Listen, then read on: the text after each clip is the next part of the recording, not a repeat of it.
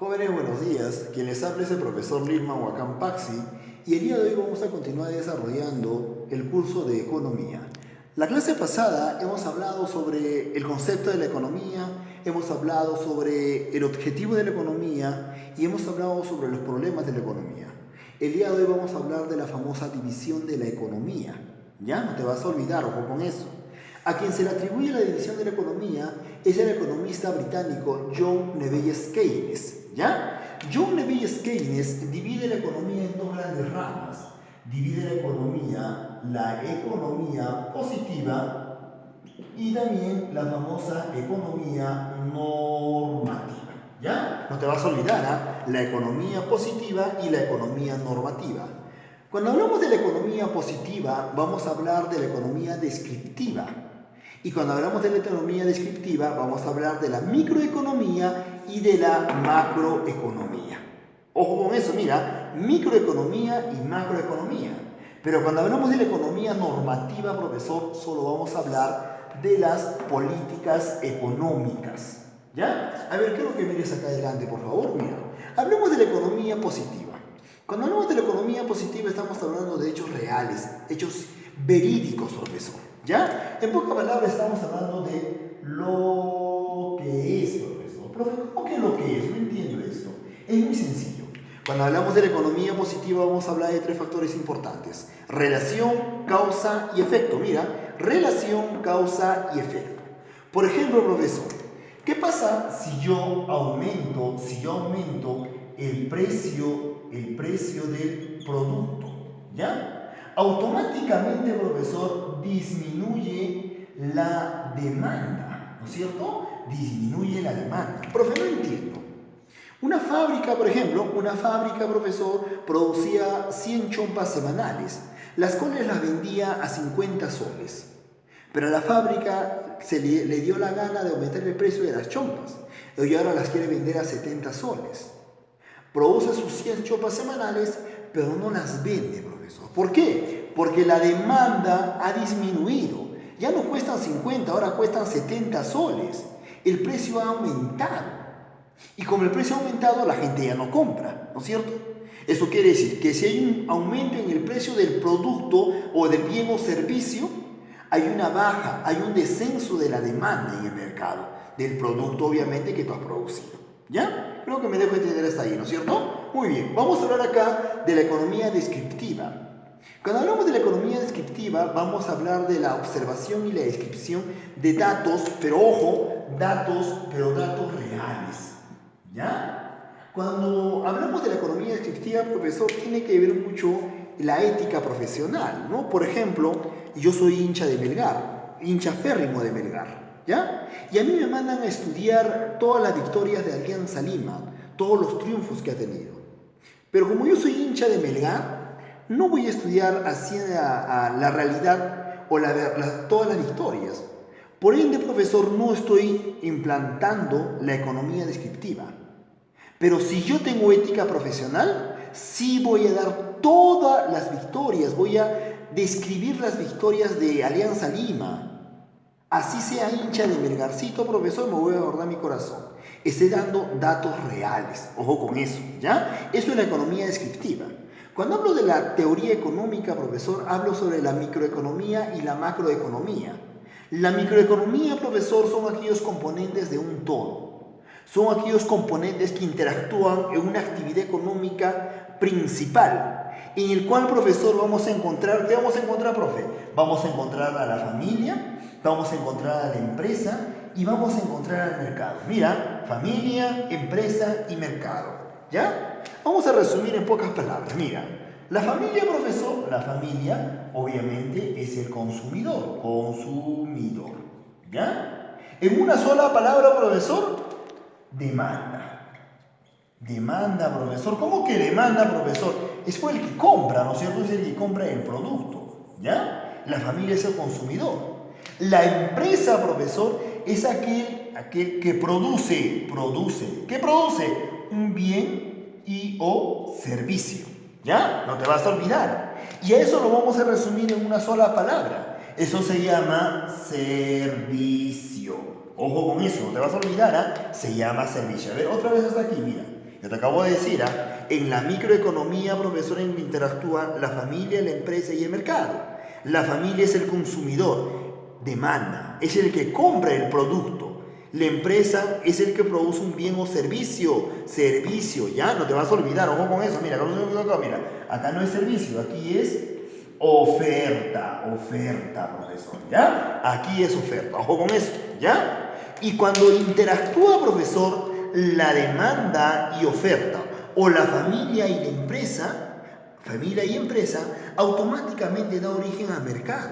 Y en el mercado, ¿qué vamos a encontrar? Vamos a encontrar el precio del producto, del bien o servicio que yo consumidor voy a comprar. ¿Listo? ¿Te das cuenta, sí o no? Si la familia y la empresa, o si la demanda y la oferta y demanda, interactúan, profesor, se da origen al mercado, el precio del producto, bien o servicio.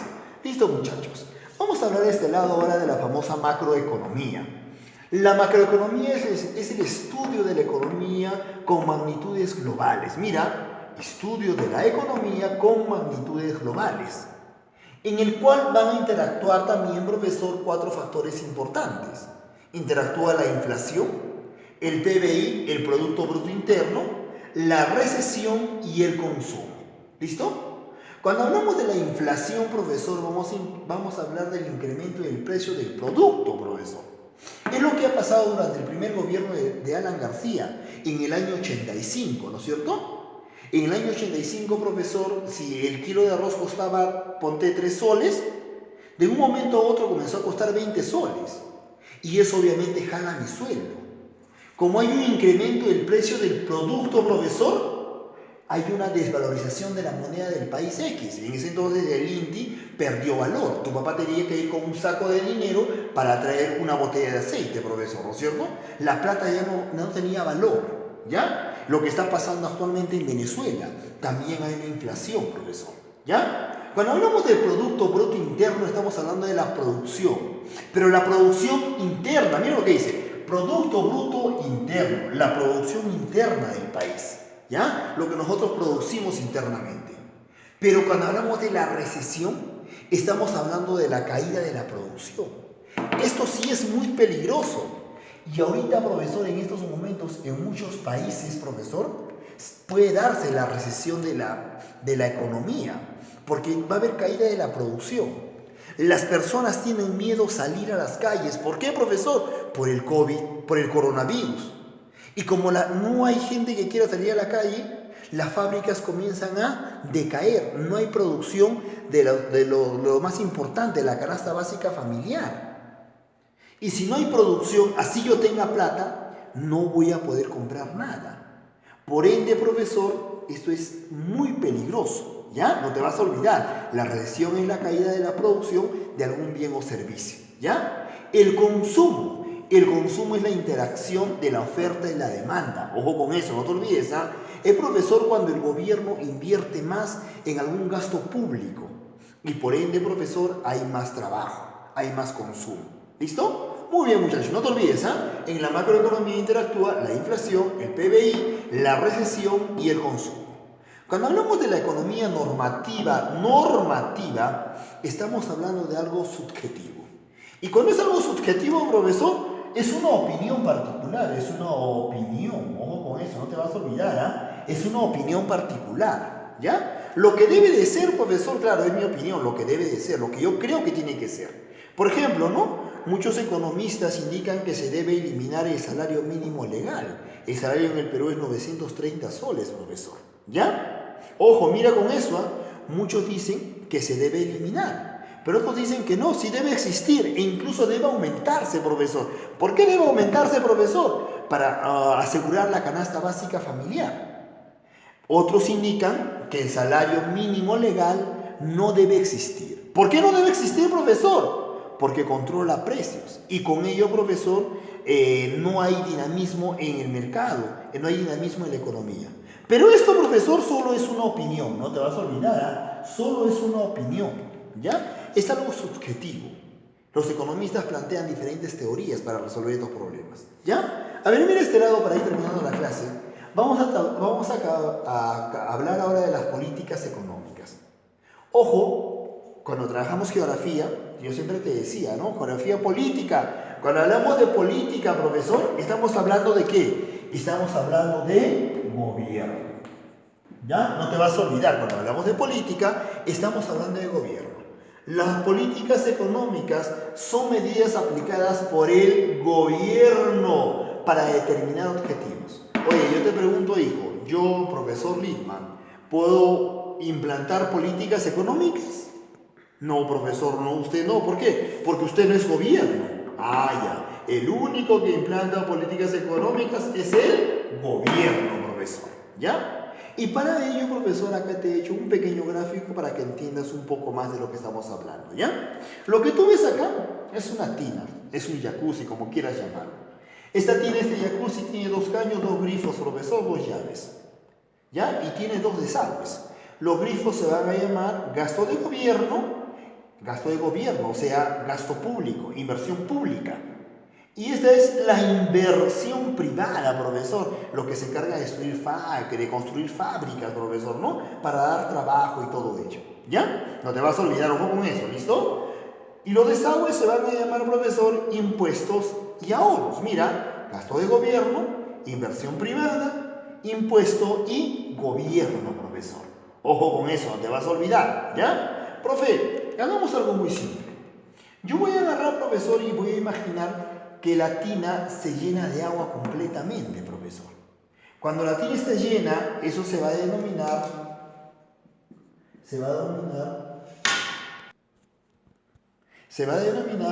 pleno empleo. ¿Ya? No te vas a olvidar, ¿eh? Ojo con eso. Si la tina está llena, se denomina pleno empleo. ¿Por qué está llena, profesor? Porque ha abierto obviamente de todos los grifos, de todos los caños. El gasto de gobierno, gasto público y la inversión privada, profesor. Esto es lo que todo país busca, un pleno empleo. Ojo con eso. Profe, ¿por qué? Porque si hay un pleno empleo, obviamente hay mayor producción. Y si hay mayor producción, obviamente hay más trabajo. Oye, profe, esto es importante, ¿eh? Si hay más trabajo y hay más producción, profesor, obviamente, ¿qué pasa, profe? Mejora la calidad de vida.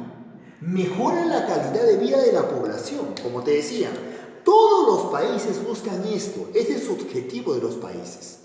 El pleno empleo, en el cual interactúe el gasto público y el gasto o la inversión privada, ¿ya? ¿Para qué? Para que toda la población al 100% tenga trabajo.